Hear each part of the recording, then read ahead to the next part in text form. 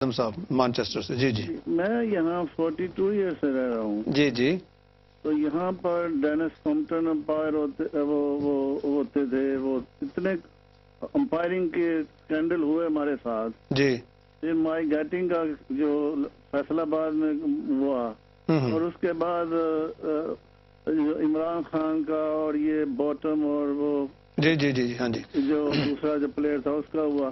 یہ تمام سکینڈلوں کی روشنی میں دیکھیں کہ جب بھی ہوتا ہے کہ انگلینڈ ہمارے ساتھ کوئی نہ کوئی سکینڈل کرتا ہے، اور یہ نیوز آف دا ورلڈ کی ریپوٹیشن آپ کو پتا، آپ جرنلسٹ ہیں. جی جی. تو آپ ان کا کیا معیار ہے؟ انہوں نے کتنے فٹ بالروں کو غلط مطلب خادم صاحب میں آپ سے ایک سوال کرتا ہوں. جی جی. کہ جب تک کوئی فیصلہ نہیں آ جاتا، اس انگلش ٹیم کے کھلاڑیوں پہ بھی الزامات لگتے ہیں کہ انہوں نے یہ کر دیا وہ کر دیا. یہ قوم تو اس طرح بہیو نہیں کرتی جس طرح ہم کر رہے ہیں. نہیں سر اگر مجھے اجازت دیں آپ کا جواب جی فرمائیے. ہاں جی. کہ آپ نے یہ جو دنیا کا قانون ہے، فیصلہ وہ عدالت میں ہوتا ہے. جی ٹھیک. پروون گلٹی جو ہوتا ہے وہ عدالت ہوتا ہے، in the light of law of the land. لیکن آپ کے جرنلسٹوں نے تو ان کو بیچاروں کو مجرم قرار دیا. ٹھیک. آپ تو ماشاءاللہ ایکسپیرینس ہیں، سینئر ہیں، تو جرنلسٹوں نے تو سارا کچھ یہ ڈرامہ کرایا ہوا ہے یہ صاحب. ہاں ٹھیک. اس منی گیم. ٹھیک. جی جی تھینک یو. جی رضا صاحب. خادم صاحب تو کہتے ہیں یہ اچھا کریڈیبلٹی کی ہم بات کر رہے تھے. ہاں جی. جیسے کہ آپ نے خود بھی ذکر کیا ہے سرور صاحب کے بارے میں، جارج گالیور کے بارے میں. اس کے علاوہ ایک دو رگبی میچز تھے، فٹ بال میچز تھے، اور ان لوگوں کو کافی اس کے بارے میں کورٹ میں جا کے فائن بھی پے کرنا پڑا، اور ان کے دو جو ایڈیٹرز تھے ان کو ریزائن بھی کرنا پڑا ہے.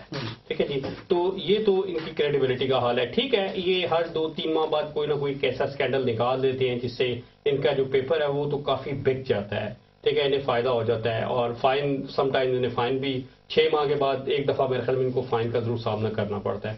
تو یہ ظاہر بات ہے، اس کو ہم یہ کہہ سکتے ہیں کہ آپ کریڈیبلٹی کا جہاں تک سوال ہے تو سم کیسز پہ کریڈیبلٹی ہوتی ہے، ضروری نہیں کہ ہر دفعہ چھکا لگے. ٹھیک ہے جی. تو سم ٹائمز اپنے آپ میں سے پبلسٹی کے لیے اس قسم کا جو طریقہ کار ہے اس استعمال کیا جاتا ہے، اور جرنلزم میں یہ کیا جاتا ہے. یہ نہیں یلو جرنلزم سر، یہ نہیں کہ نیوز آف دا ورلڈ کرتا ہے. یہ اس کو اگر کہا جائے تو انڈیا میں بھی ہوتا ہے، پاکستان میں بھی ہوتا ہے. یہ کس جگہ نہیں ہوتا، یہ دنیا میں سب جگہ ہوتا ہے.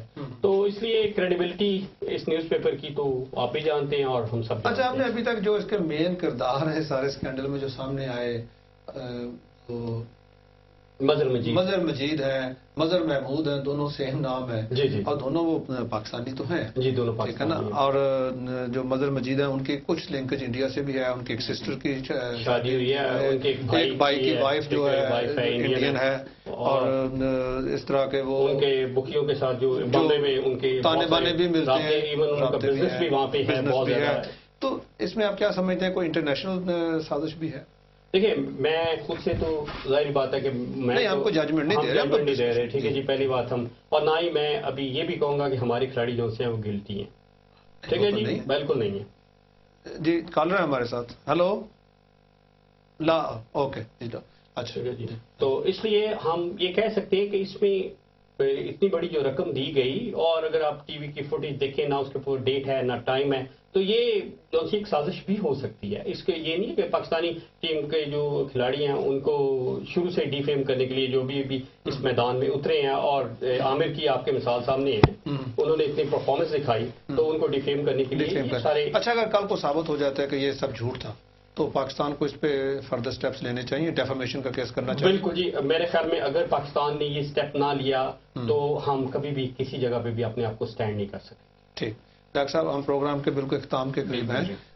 آپ کا فائنل ورڈ کیا ہے؟ میرا جی بالکل 4 چیزیں ایک لائن میں بولوں گا جی. بنیادی تعلیم حاصل کرنی ہے سب نے، ہیومن رائٹس حاصل کرنے ہیں، اور اس کے بعد ہم نے اپنے عوام کو سکھانا ہے ایکسیپٹ کرنے کو.